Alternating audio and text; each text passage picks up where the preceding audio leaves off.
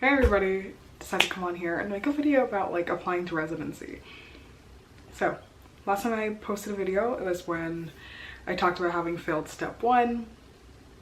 I failed step 1 back in 2021, made that video back in 2022 in the summer when I was applying to residency and I was doing sub-Is.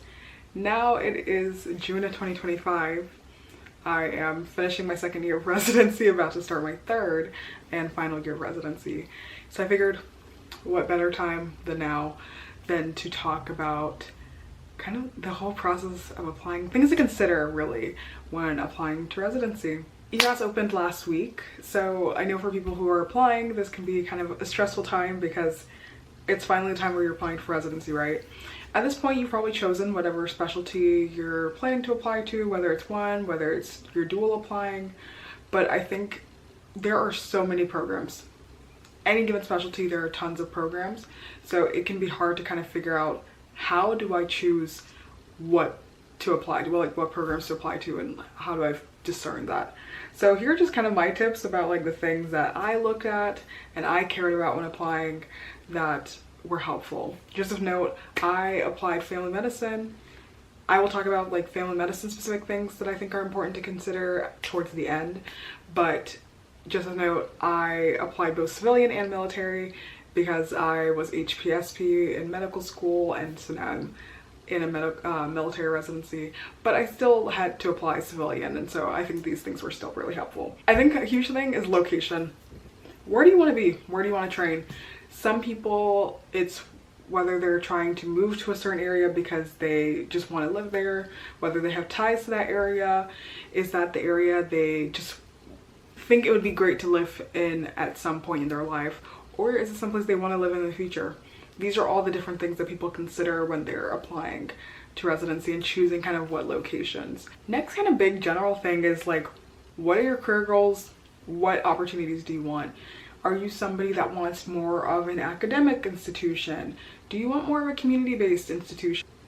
Overall, those are kind of like the initial things that I kind of looked at. Other big things that I looked at were more family medicine specific.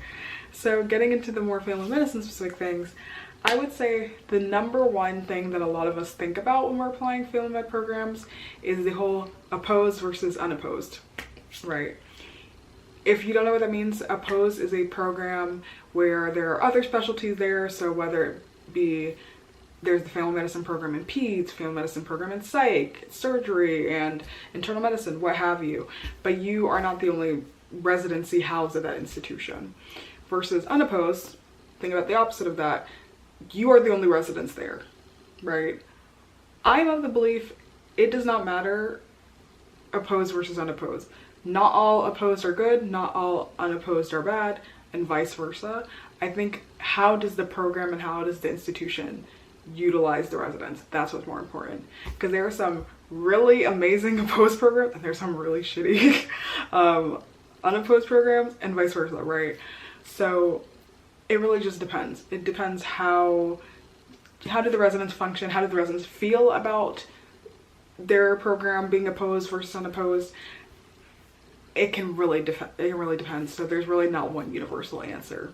Family medicine is so wide, and there's such a wide variety of things that you can do as a family doctor. With that being said, what do you think you want your scope to be?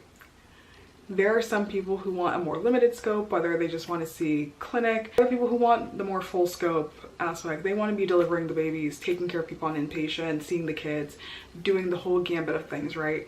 So I think you need to start to figure out where do you see yourself falling on that spectrum. And again, people change, right, during their career. So some people start off wanting to do full spectrum and then end up having a more narrow scope, and vice versa. Do you want to be someplace where you can train the fullest and then narrow later, or go to a program that has a more narrow scope possibly, and then later you'd have to work to kind of increase your training and add those credentials? Are you somebody that loves inpatient? Not all programs do a lot of inpatient, right? Some programs OB is not as focused on. So that's definitely something to consider. Some people, if you hate OB, maybe don't go to a program that is known to churn out people who are pretty much almost FMOBs when they graduate. Like, these are just the things to consider, at least with the scope aspect of things. Other kind of big pieces that kind of tie to scope is like, what are the educational opportunities that you would have at these different programs, right? Again, kind of like just the general things to consider. Are you somebody that wants to be in academia? Are you somebody that wants more community medicine? Are you somebody who wants to be floating in between? There are programs that will lend themselves to those different things. If you want to do research, again, granted, per like ABFM, all of us have to do research. However, some are more like research training programs than others. So just look into these programs, ask the questions to try to figure out what's going on. Other big things with the education piece is, what would your training look like at that program? What is the rotations breakdown? Again, how much inpatient, how much clinic, how much OB is done, how much peds? Do you do inpatient peds? Is all your training going to be at one hospital / clinic? Do you rotate at other places? If you're in an unopposed program, what does that look like, right? Are you working one-on-one with these specialists? Are you kind of having outside residents coming in? So you may be the only one housed there, but are there other people coming? These are all questions to be asking and trying to like figure out. What do the electives at the program you're interested in look like? Let's say there's something you really want to get more training in and it's not available at your program. Is there the opportunity for you to set up your own electives elsewhere? Do you have faculty and staff who are supportive and willing to help you figure out these like educational goals? Again, all these things to figure out. If you're somebody who loves global health, is there a global health track? Are there opportunities? Again, ask. There is no such thing as a dumb question, because again, this is where you're going to be spending the next like 3 to 4 years, depending again on the program of your life. Ask the questions so you can figure it out. Other kind of general things about training that some people don't think about that can affect, again, your overall experience is, how big is your residency? There are family med residencies that are 5 people per class, and then there are some that are upwards of 18 residents per class. There are pros and cons, again, to each side, right? So figure out, what does it look like having that big or small of a program? How does it affect call schedules? What does call look like at the program? Yeah, find out, what does that look like? What do the teams look like on each rotation?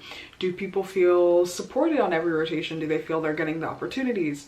Do they feel like they're battling? Or do they feel like there is too much for one person, just because, again, there's less residents?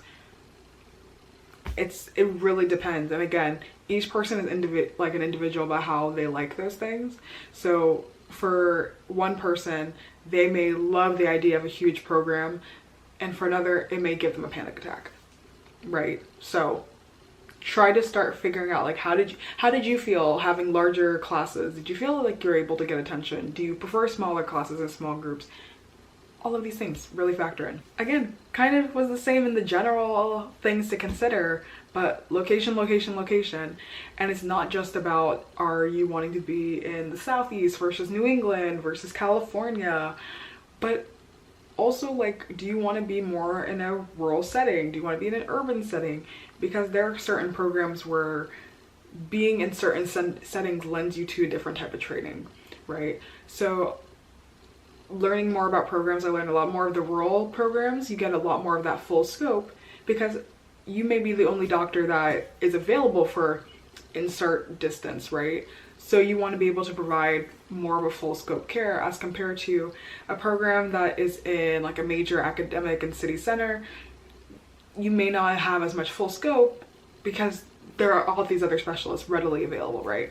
So these are just, again, other things to think about. And what does the patient population also look like? Because there are different kind of health conditions, different circumstances that you're in, and you'll see more in a urban setting versus being in a more rural setting.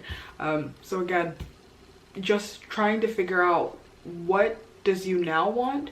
And then what is you in the future? What do you think that you may want out of your career? Last but certainly not least, when it comes to figuring out and like picking programs to apply to, is honestly vibes. Sometimes I feel like we discredit the vibe check because it's not a strictly measurable thing, but vibes mean so much. Because think about it this way: when you're in training, your residency, you will likely spend more time with them than your own family. let's just be honest, that's just the nature of how residency is. It is so important that you feel comfortable and you feel supported in a place. And when you're looking at residency Instagram pages, when you're meeting them at places like Future, which is now the name of the WAFP National Conference, or even like interacting with people on social media or seeing their Instagram pages, like I said, you start to pick up if you feel like, oh, these are people I could really gel with, these are people I could really like see myself hanging out with, talking to, working alongside. And so don't discredit that gut feeling of, oh, these might be my people.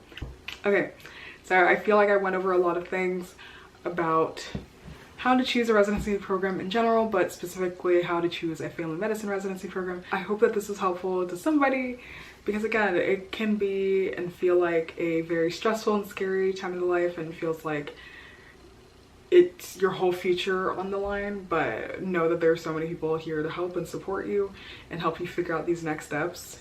And honestly, like I said, kind of trust your gut. The vibe check is really the biggest thing.